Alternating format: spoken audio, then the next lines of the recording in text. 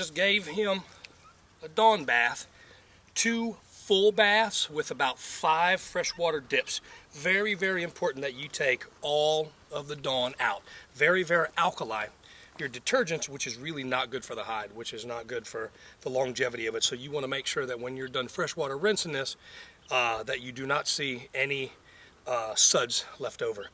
When I feel the inside of the hide, if you've used a frying pan and fried like bacon or something in it, not really a Dutch oven or an iron skillet, but you have a little tiny bit of that slipperiness, that greasy feeling left over, that's the most you want to feel. If you feel it and you can feel it's slippery like it was when you flushed it out, it's still too greasy. Your brain solution is not going to penetrate the hide. So we want to make sure and clean as much off of that as we can. This feels pretty good. This feels pretty good. And notice I don't have any bubbles on there. He's been ringing. He's been dripping for about a half an hour now. So we are ready to string him up and start the secondary fleshing process and finishing up a couple little holes that were punched in him. So here's what we got. This is what I call stretching rack. This is what most people call stretching rack. The stretching rack needs to be appropriate for the size of the hide that you're stretching. Now this is a big boy, so this guy right here, the inside of the square is about 7 by 7, something like that. If you're doing a larger animal, an ungulate or a hoofed animal, 10 by 10, 12 by 12, smaller animals, coyotes and medium-sized small bucks and medium-sized big does, 6 by 6, 5 by 5, depending on what you're doing. You want your stretching rack to be at least 24 inches longer and bigger in the corners than your hide. If your hide stretches right to the corners, it's a lot harder to get it to stretch out evenly so it'll absorb the brain solution and to get it symmetrical. Bigger rack is a lot easier to use than a small rack. A small rack won't allow you to really get the hide tanned. A bigger rack, you'll just use a little bit more mason twine, a little bit more cordage. So he's ready to go. We are on a little bit of a decline on this hill right here, so we're going to go ahead and get him set up. I'm going to put the head downhill. Like yeah. Now I've got some mason twine already in the areas that I'm going to start out with.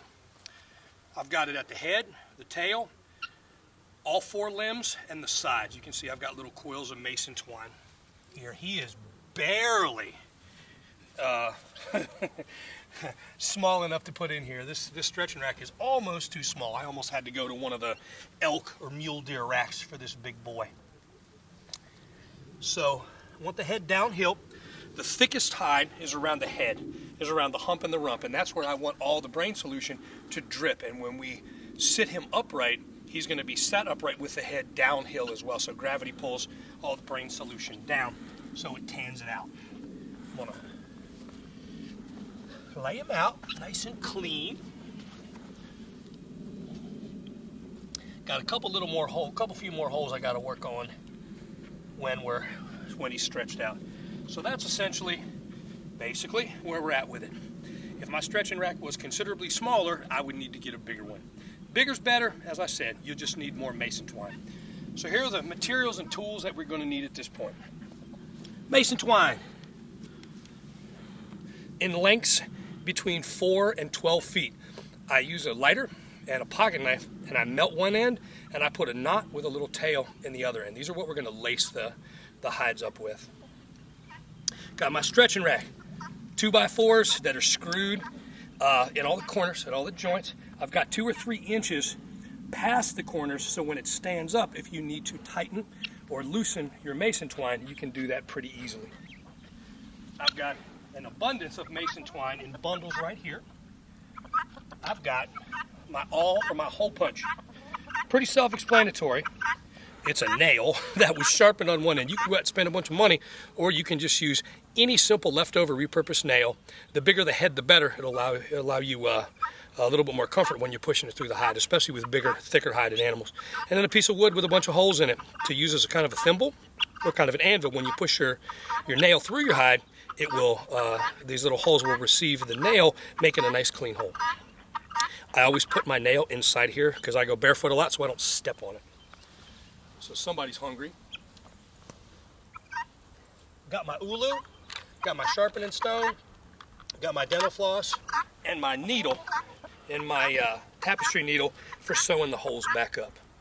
So we're ready to get this guy going. Now this is the artistic process. The braining process is what tans it, making it look nice and clean. Whatever you're doing with it is what happens right now. So being, again, very mindful and very patient is very important at this point. So what I like to do is I like to start in the corners. I'll pull the paws diagonally, nice and tight. Then I'll go to the butt, and then I'll go to the head. I'll get it strung up in kind of all four cardinal directions, and then I go in between those to pull it nice and taut, and then flesh it out. So we are getting ready to start punching some holes in him to string him up. Let's start out in this corner right here. I've got a piece of lumber to raise this edge up if I need, and I will, so I can reach underneath it. No specific rhyme or reason to why I started in this corner. I just did. It was closest to the camera. I've got my lacing end and I've got my knotted end. I'm just going to punch a hole right in the middle of the farthest extended part on the hide, which is this claw right here. So what I'm going to do, I'm going to pull it like I think I want it right now. And why I do a stretching rack like this is so I can adjust it and manipulate it throughout this process. I'm not committed to where I start. I can always adjust it so I get it nice and clean and symmetrical. I'm going to run this guy out by here like yay. I've got little cleats, if you will, cut into the 2x4s with a pull saw to accommodate the mason twine so it pinches it nice and tight so I can hold it in one place. I always lace from the flesh side to the hair side. If not, it's really hard to see what you're doing. So we're going to start out right here like yay. I'm going to come in through the capsule of where the toe bone and the claw bone is. Punch a hole. I'm going to leave my lacing nail in there until I'm ready to lace it.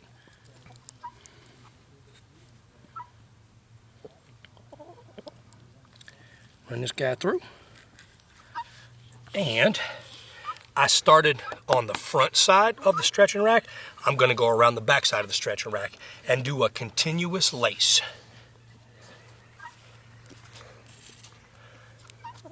Front to back, front to back. Now I'm going to pull this comfortably tight to start out with, just so I know what I've got to work with. Okay, so I've got one lace done. Now what I'm going to do is go to the opposite diagonal corner and pull that one taut right there. I had to bounce some of these birds out of the way. Okay, I'm coming diagonal to the front right paw, to the left rear paw. I'm going to pull it relatively taut. I'm going to do the same thing I did again. Find the toe that extends the farthest past the paw, and I'm going to take, punch a little hole in it.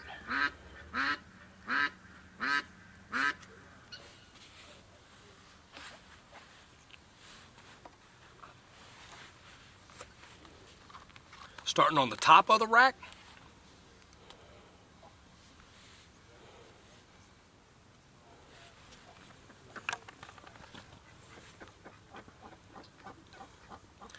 Occasionally, you will need to assist your mason twine.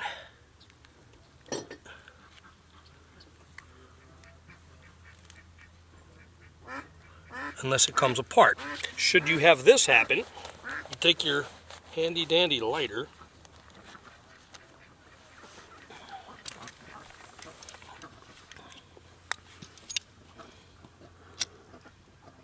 You want to create a lacing needle with your tip. When it's wet, it takes a little bit more to do. Flatten it out and give it a point. Don't breathe that stuff in though. Nylon is not good for your gourd.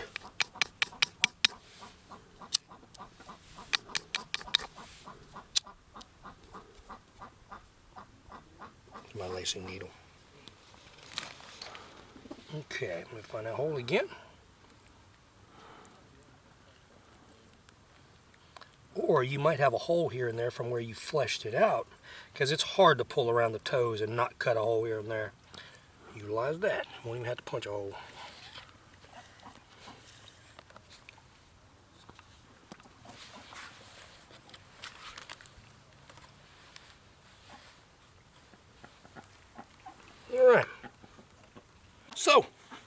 here we are.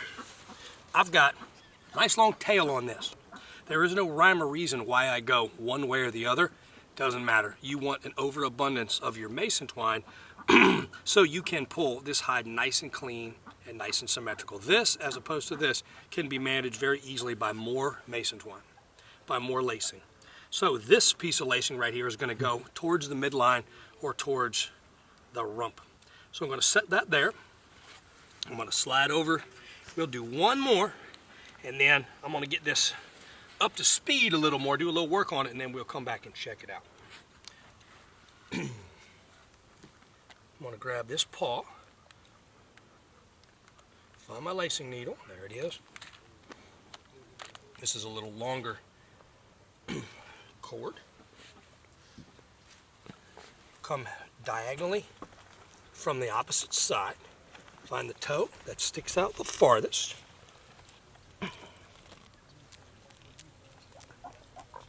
Oh, we've already got some holes in there. That worked out real good. So I've got a nice little hole right here in the pad itself, in the paw. So I'm going to use that one instead of having to punch a hole. This one went through nicely. Never leave your nail on the ground like this or like this. You'll never find it. Always put it inside your anvil or your block, or I like to drill a whole bunch of little holes around the circumference of my stretching rack so I can drop this little guy in. You can see right here, I've got a hole. This one's a little bit bigger.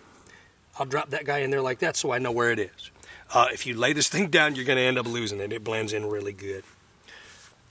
So I'm on the third appendage, the third paw.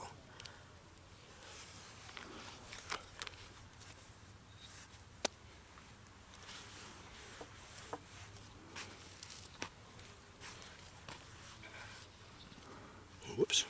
Gotta lock this guy in. So we're about right here. Nice and tight.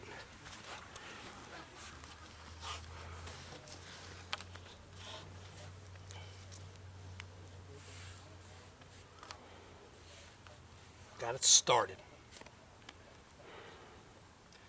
So I've got 3 corners done. I'm going to do one more corner. I'm going to do the rump, and then I'm going to do the head. And then we'll come back and see where we're at.